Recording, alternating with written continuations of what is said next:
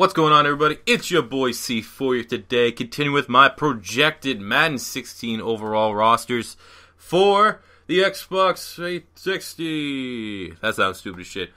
Xbox 360. So even Xbox One, baby. But there you have it, guys. So last video we did the Bengals. You guys smashed the likes. As always, this video hits 30 likes. I'll release the next team's rosters, a couple days or so. At least 50 likes. Next rosters immediately.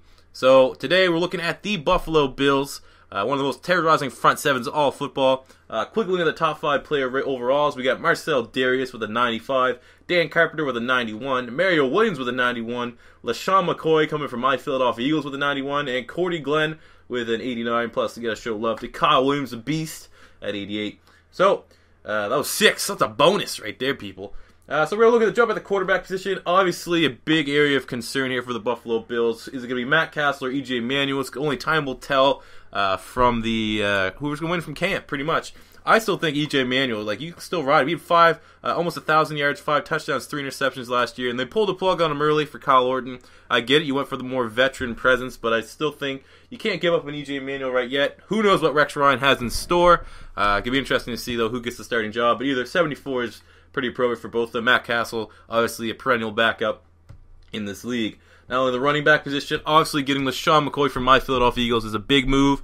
I don't know how well that offensive line is going to work for him, but I hope, even though he is talking a lot of shit right now about Philadelphia, he is a really, really solid running back and would be a major help to have, especially if EJ Manuel is your quarterback, because you always have LeSean McCoy as a passing option over the backfield. 91 from LeSean McCoy. I think he had 1,300 total yards last year, so another super productive season, even though he danced around way too much for me.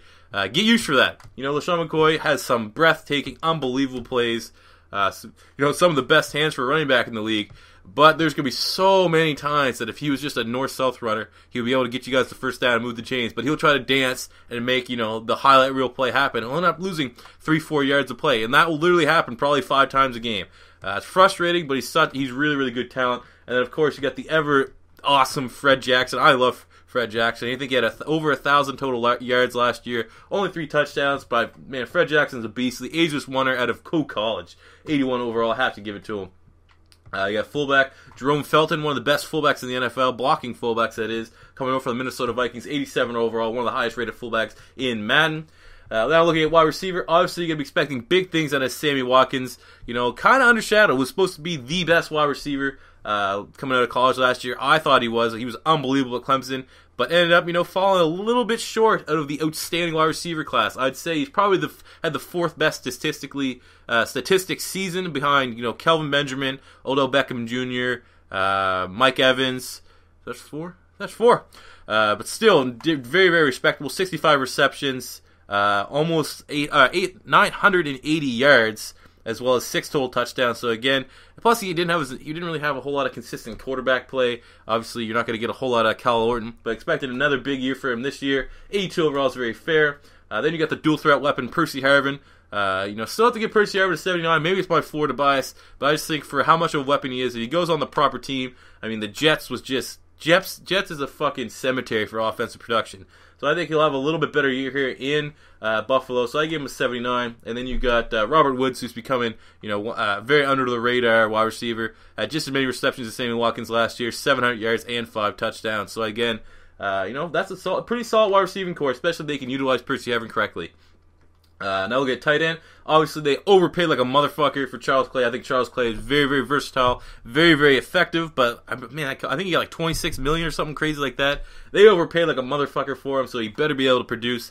But still very, very talented player, so we're giving him an 83. Now look at the offensive line. Obviously, Cordy Glenn is the highlight of this offensive line, giving him an 89 overall. Craig Urbick at left guard, 78. At Wood at center with an 80. Richie Incognito making his return, 77. Even though he's a bully that Jonathan Martin God, I hate Jonathan Martin. Still a very solid player, so 77. And at right tackle, Central Henderson had excellent rookie season out of the U, giving him a 78 overall. Now looking on the defensive side of the ball, this is where the Bills make their money. This is where the Bills excel. Looking at Mario Williams, 91 overall for 14.5 sacks. Maybe could be a little bit higher. I don't know. Maybe I lowballed him here. But still, Mario Williams is a freak. One of my favorite players to use in Madden in general because of the finesse move. Still, my first draft ever pay attention as a football fan was the year that the Texans took him over Reggie Bush. Everyone thought they were going to go get Reggie Bush. They took Mary Williams. Everyone's like, that's the stupidest fucking pick ever. Look who's laughing now. Mary Williams is a Pro Bowl. Even I'd say has a chance to be a Hall of Famer if he can get a Super Bowl ring. And Reggie Bush is more of a situational running back.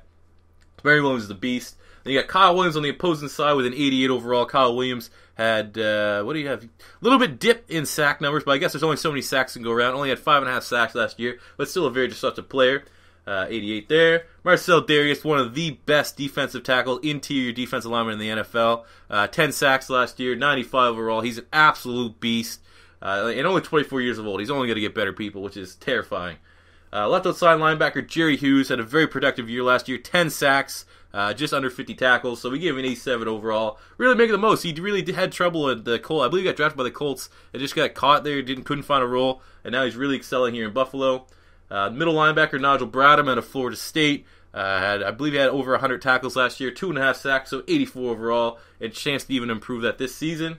Right outside linebacker Preston Brown, the rookie, had a very effective season, leading the team in tackles. Roughly, I can't fucking read all this number. Over 100 tackles, 1 interception. So very productive for a rookie. So we gave him 80 overall, which is really high considering where I had the grades for most of the rookies in this year's game.